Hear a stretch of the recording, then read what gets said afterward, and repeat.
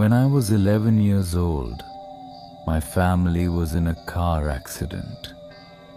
We were coming home from my sister's soccer game. We kept asking Dad to stop at McDonald's. He gave us the typical, "We have food at home," and "money doesn't grow on trees" talk. I think we were wearing him down. He looked at my mother, whispered something, and started to change lanes.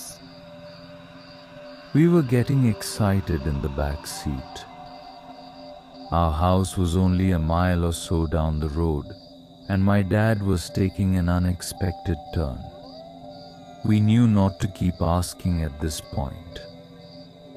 Dad loved little surprises, little deceptions, like when he told me we needed to stop at the bank after school, and instead he brought me to get ice cream. Or the time he woke us up early on a Saturday for a doctor's appointment, only to bring us mini golfing and to the arcade. Mom secretly loved when he did this. She loved how far he would go to surprise us, even if it was just a Happy Meal. The arrow turned green, and Dad started driving again. I was too busy thinking about what toy would come with my meal. I didn't see anything. I heard Dad shout, "Oh my ghee!" Then everything went black. I woke up seconds later. At least I felt like it was only seconds later. I wasn't in the car anymore. My vision was fuzzy. The lights were so bright. It felt like I was staring at the sun. I just wanted to wipe the sleep from my eyes. But my body felt like it was 1,000 pounds. I started to feel panicked. I heard a voice say, "Hey buddy, it's okay. Easy now." I looked in the direction of the voice. It was a lady. She was purple. My vision was slowly coming back to me. Things around me were starting to take shape. No, she's not purple. It's her shirt and her pants. It's a nurse. Did Dad really bring us to the doctor's office instead of McDonald's? I know that can't be true, but nothing makes sense right now. I feel the panic inside me growing. It's okay. It's okay. Try to stay calm. You've been through a lot. Your parents will be so happy to know that you're awake. The nurse had a calming voice.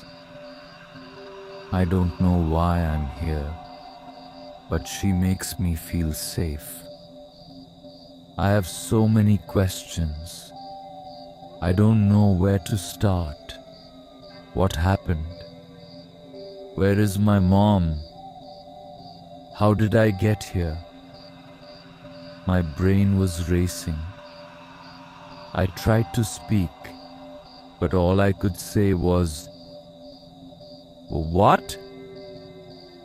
The nurse told me that my family was in a car accident. Someone sped through a red light while my dad was turning and crashed into us. She said that we must have an angel looking out for us, because everyone in our car survived and she couldn't say the same for the other car. Apparently, I took the most damage. She says I've been in a coma for 5 days. At first, they didn't believe I was going to make it, but I started showing signs of improvement after the 3rd day. She sat with me another minute or so, then told me she was going to go get my parents. They must have been worried sick. Mom was probably biting her nails to the bone. She always bites her nails when she gets stressed out. I'm sure Dad is blaming himself, even if it wasn't his fault. Jenny must be so scared. She's always been the nervous type. She still comes into my room every time there's a thunderstorm. I'd hate to see how she was when she thought her big brother was going to die. But the nice nurse lady did say that my family survived.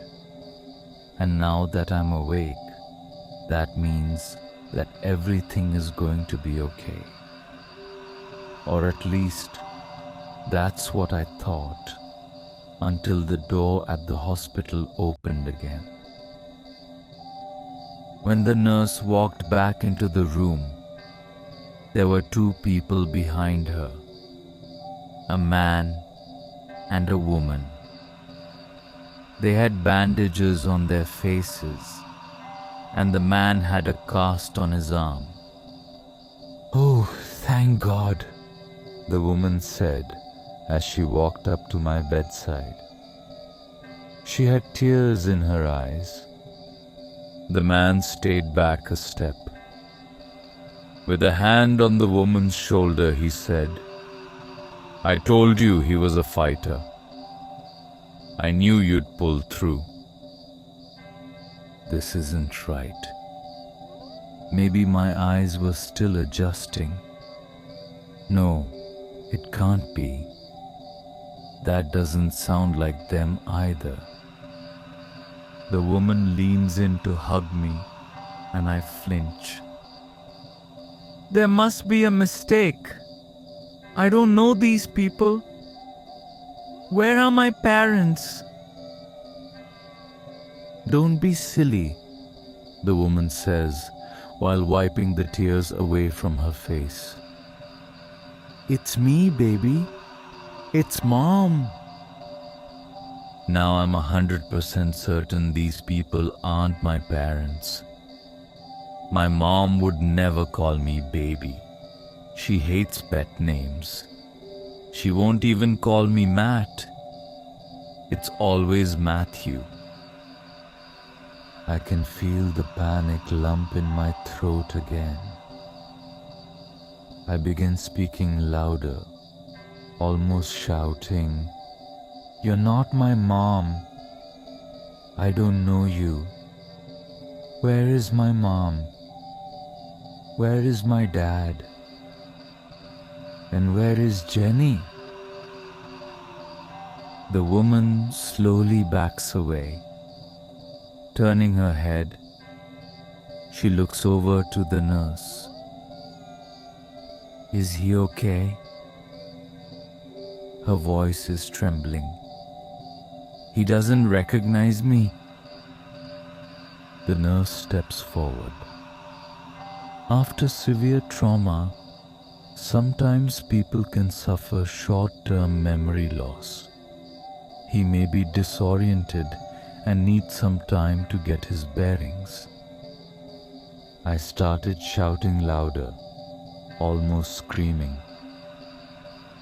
"I know who my parents are. They are not my parents." I pointed directly at the pair to emphasize my point. "And where is my sister? Where's Jenny?" "Sweetie, who's Jenny? You don't have a sister?" the woman said in hysterics. "Nurse, you have to do something. There must be some kind of brain damage." "Sweetie?" Again, my mother would scoff if she heard someone call me sweetie. My fight or flight senses are kicking in. My panic turns to rage. I start thrashing in my bed, trying to find the strength to stand up and leave this nightmare. I'm connected to too many wires and machines. I don't even know where to begin. The man is holding on to the woman in the corner. She's still crying, but I can't be bothered by it. The nurse rushes over to the bed. She's trying to calm me down, but it's no use. She hits a button in the side of the bed. In seconds, the man and woman are pushed out of the way by a group of nurses trying to restrain me. They're holding on to me and trying to keep me from hurting myself. Once they realized that I wouldn't calm down on my own, the nice nurse lady said, "We're going to have to sedate him." One of the other nurses rushed out and back with a small bottle and a syringe. They held down my leg and stuck me, injecting the fluid into me. It was warm. My arms started feeling heavy again. I was lacking the ability to speak, to fight back. Before I lost consciousness, I looked to my side and saw the man and woman again. They were standing in the doorway. The last thing I remembered seeing before everything went black was the woman's face. She was staring at me. She said nothing, but her mouth was wide open. She was smiling.